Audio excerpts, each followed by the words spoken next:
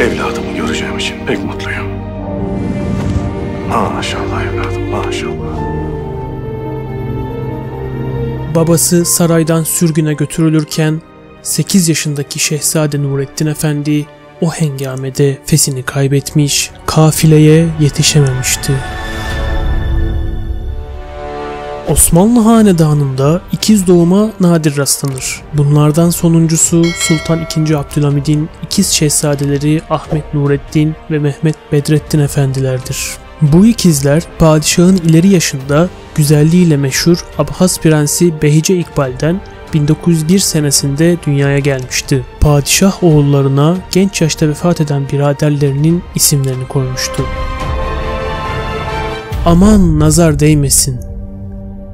Sultan Abdülhamid Han'ın kızı Ayşe Sultan anlatıyor. Osmanlı hanedanı geleneğine göre Taht-ı Hümayun daima büyüye geçtiğinden bu ikizlerden birinin ötekine tekaddüm etmesi yani önde gelmesi icap ediyordu. Tesadüfle günün birinde sıra bunlara geldiği takdirde Taht-ı Hümayun'a aynı zamanda iki kişinin birden çıkması gibi tarihimizde ve ananemizde mevcut olmayan bir durum hasıl olacaktı. İşte bundan dolayı bu ikizlerden birinin büyük sayılması gerekti. Bunun üzerine Sultan Babam, bence dünyada en önce nefes alan büyük olarak itibar edilmelidir. Bunun için Nurettin Efendi büyük, Bedrettin Efendi küçük sayılsın emrini verdi. Bu iki kardeş pek çok ikizler gibi birbirine benzediklerinden ayırt etmek için birine kırmızı, ötekine mavi kordele bağlanmışlardı. Bedrettin Efendi'nin yaşına göre fevkalade akıllı olması babamı düşündürürdü. Bir gün babamın yanında o kadar güzel ve yanlışsız sözler söylemişti ki babam hayretler içerisinde kalarak "Sus oğlum, söyleme, senin zekan beni korkutuyor" demekten kendini alamamış. Hakikaten babamın korktuğu başına geldi. Bedrettin Efendi menenjite yakalandı ve bütün tedavilere rağmen kurtarılamadı. Sultan Abdülhamid Han'ın zekası sebebiyle nazar değeceğinden korktuğu Bedrettin Efendi vefat ettiğinde sadece 2,5 yaşındaydı. Kabri ise Yahya Efendi türbesi içerisinde bulunmaktadır.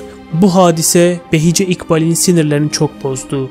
Talihsiz kadın bütün hayatında biricik oğluna hasret kaldı. Şehzade Bedrettin Efendi vefat etmişti. Lakin ya geride kalanlar? Nurettin Efendi 8 yaşındayken babası tahttan indirildi ve Yıldız Sarayı'nı askerler bastı. Padişah Selanik'e sürülmek üzere arabayla istasyona götürülürken 3 bekar kızı ve oğullarından da Abdurrahim ve Abid efendilerle anneleri ancak yetişebildi. Eyvah Fesim! Mabeyn dairesine askerler bastığından ve harem kapıları da kilitli olduğundan padişahın ailesinin bir kısmı haremde kaldı. Bu arada bir çare Nurettin Efendi kargaşa esnasında fesini kaybetti. O zamanlar başın açıklığı pek ayıplandığı için ince düşünceli bu çocuk aklınca babasının huzuruna başı açık çıkamayacağını düşündü. Fesini ararken öte tarafa geçemediğinden gitmek istediği halde geride kaldı. Selanik yolcuları meçhul bir akıbete doğru yol alırken geride kalanları başka türlü sıkıntılar bekliyordu. Yıldız Sarayı yağma edilmiş, burada yaşayanlar sokağa atılmış, şehzade ve sultanlar sağa sola dağılmıştı. Nurettin Efendi diğer kardeşlerinden çok daha mağdur oldu. Zira kendisine ve annesine ne maaş ne de daire tahsis edilmişti. Halbuki şehzade ve sultanların padişahın hususi mal varlığından maaşları ve meskenleri vardı. Ancak iddiatçılar başa gelince Sultan Abdülhamid Han'ın bütün servetine el koydular. Ailesini de sefalete mahkum ettiler.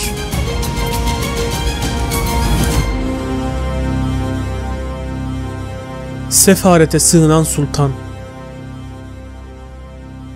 Nurettin Efendi annesiyle beraber evvela ablası Zekiye Sultan'a, sonra anne ve babasının Beşiktaş'taki evine sığındılar. Dedesi de sürgün edilince Bomonti'de bir apartman dairesi tuttular. Burada polis nezaretinde yaşamaktan bezen annesi Sultan Abdülhamid'in şahsi mülkü olan Mahsak Köşkü'nü tahsis etmeleri için dönemin padişahından sadrazamına kadar bütün devlet ricaline ısrarlı istidalar yazdı. Bunlar fayda vermeyince hayretle karşılanan bir şey yaptı. İngiliz sefaretine sığınıp elçiden yardım istedi. İngilizlerden tırsan iddiatçılar ise bu duruma boyun eğdiler. 1913'te Selanik düşünce Sultan Abdülhamid İstanbul'a getirildi. Nurettin Efendi hasretiyle yanıp tutuştuğu babasıyla görüşmek üzere saraya gitti. Birbirlerine sarılıp ağlaşan baba oğlun görüşmeleri çok dokunaklı oldu. Şehzade, "Aman babacığım, ben de burada seninle kalayım. diye gözyaşı döktüyse de babası kendisi gibi tırnak içerisinde şahane bir hapishanede mahkum kalmasını istemediği için razı olmadı. İttihatçılar öteden beri kin bağladıkları Behice İkbal'i de bir kumpasla Beylerbeyi Sarayı'na kapattılar. Yegane oğlundan ayrı kalmaya dayanamayan kadıncağız bu durum karşısında cinnet geçirdi. Bunun üzerine hükümet çıkmasına izin verdi ve anne ile oğlu tekrar bir araya geldiler. Habersiz evlilik. 7 yaşındayken askeri tahsile başlayan Nurettin Efendi, 1916'da Şehzade Ömer Faruk, Osman Fuat, Abdülhalim, Abdurrahim ve Şerafettin Efendilerin de okuduğu Almanya'ya tahsile gönderildi. Ancak harbin kaybedilmesi üzerine 1919'da binbir zahmetle memlekete döndü. Döner dönmez de babasının yaverlerinden Adapazarlı Hüsnü Paşa'nın kızı Ayşe Andelip Hanım ile romantik bir şekilde evlendi.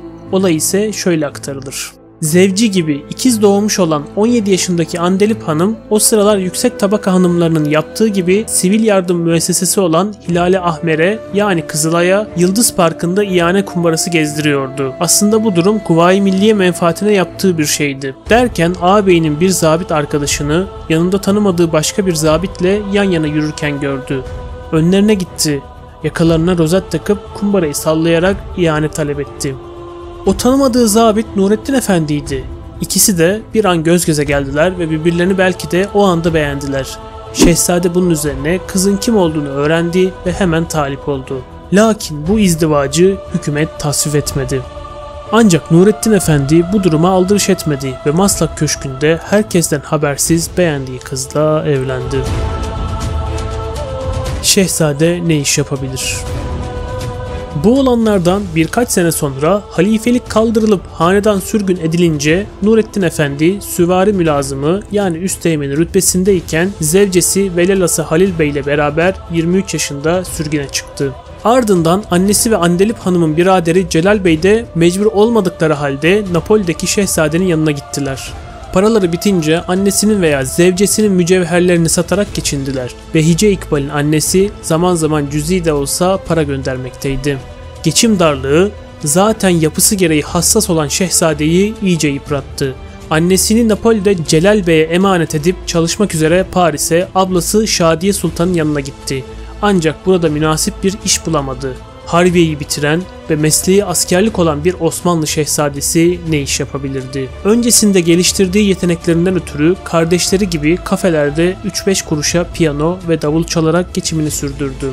Yani koskoca Osmanlı İmparatorluğu'nun varisi olan şehzade Fransızları eğlendirmek için çalgı aletleri çalarak hayata tutunmaya çalıştı. Ne kadar acı.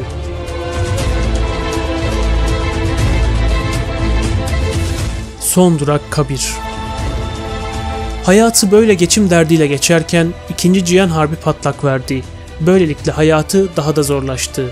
Zevcesini alıp savaşa girmemiş olan İspanya'ya gitmek istedi. Soğuk bir mevsimde karlar arasında maceralı bir yolculuktan sonra Andelip Hanım yolda ayağını incitti. Zevci sen git beni bırak bari kendini kurtar dediyse de şehzade yolun ilerisinde Kızıl Haç ekibini gönderip zevcesini tedavi ettirdi. Paris'e döndüler. Andelip Hanım ise Kızıl Haç'ın verdiği çorbayla uzun zamandır ilk defa karnını doyurduğunu anlatırdı. Hatta öyle ki Nurettin Efendi ile Andelip Hanım'ın yegane çocukları Mehmet Bedrettin Paris'teyken kundakta bakımsızlıktan dolayı vefat etti. Çünkü yokluktan, açlıktan annesinin göğsüne süt dahi gelmiyordu. Çiftin bunun haricinde de başka çocukları olmadı. Nurettin Efendi bunların yanında çok cömertti ve ikramları cüzi miktardaki kazancını aşardı. Tabi bu İstanbul yıllarında. Sürgünden sonra zaten dediğimiz üzere hayatı sıkıntı içerisinde geçti. Geçmişten beri derli toplu bir hayatı olan şehzade eğlence düşkünlüğünden de her daim uzak durmuştur. Küçüklüğünden beri zayıf bir bünyeye sahip olan şehzade biraz önce bahsettiğimiz seyahatten sonra hastalandı. 2 Haziran 1945'te de Paris'te Zatülcem'den vefat etti. Kabri, Mağrip Müslümanlarına ait olan ve Fransa'da vefat eden hanedan mensuplarının da defnedildiği Bobigny kabristanlığındadır. Ayşe Sultan hatıralarında Nurettin Efendi'nin Halife Abdülmecit Efendi'nin cenazesini yıkayan 3 kişiden biri olduğunu anlatıyor ve bu çocuğun felaketi gözümün önünde cereyan ettiğinden çektiği mahrumiyete kurban gittiğini gördüğüm için bir kat daha meyis olmuştum. Haremi Andelip Hanım'ı 1000 güçlükle İstanbul'a gönderebildik diyordu. Nurettin Efendi'nin annesi Behice Hanım ise oğlunun vefatını hiç öğrenmedi ve adeta hep onun dönüşünü bekledi.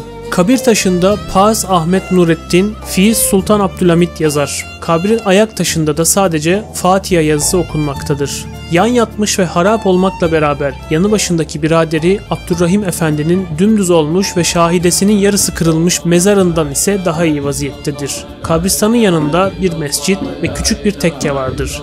Burada Şazeli dervişleri her hafta cumartesi toplanırlar.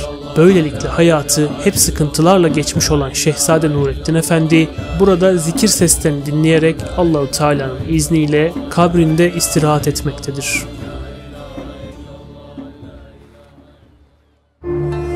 Türkiye Devleti Başkanımız Sayın Recep Tayyip Erdoğan 5 Ocak 2018'de gerçekleştirdiği Fransa ziyareti esnasında Günnur Osmanoğlu ve Fethiye Nimet Osmanoğlu'nun aralarında olduğu Osmanlı Hanedanı'nın Fransa'da ikamet eden üyeleriyle bir araya gelmişti. Görüşmede hanedan üyelerinin mevcut mezar yerlerinin bakım ve onarımını gündeme getirmesi üzerine Erdoğan, çalışmaların hızla tamamlanması talimatını vermişti. Bu kapsamda harekete geçen TİKA, Paris'teki Bobigny mezarlığında bulunan kabirler için gerekli izinleri çıkararak Şehzade Nurettin Efendi'nin kabrinin onarımını tamamladı. TİKA'nın yine bu mezarlıkta bulunan 11 Osmanlı hanedan üyesinin kabirlerinin yerlerini tespit ve mezar taşlarının restorasyonu için çalışmaları devam ettiği bilinmektedir.